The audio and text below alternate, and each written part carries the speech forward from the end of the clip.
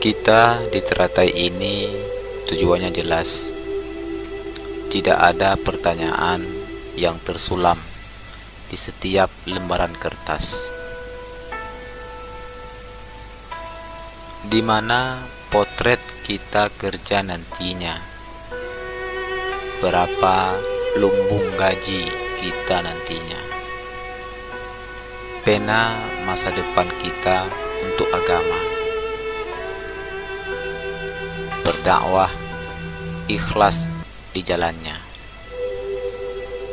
Kadang mendirikan pondok, kadang mengajar di pondok, kadang mengajar di majelis taklim, kadang memberi ceramah.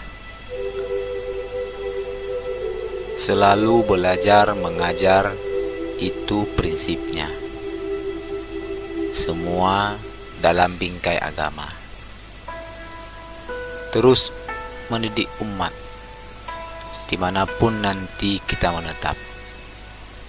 Kita tak mengejar kepiting kecil di pinggiran pantai. Hanya selalu terasa detik-detik jam dinding di kamar tua.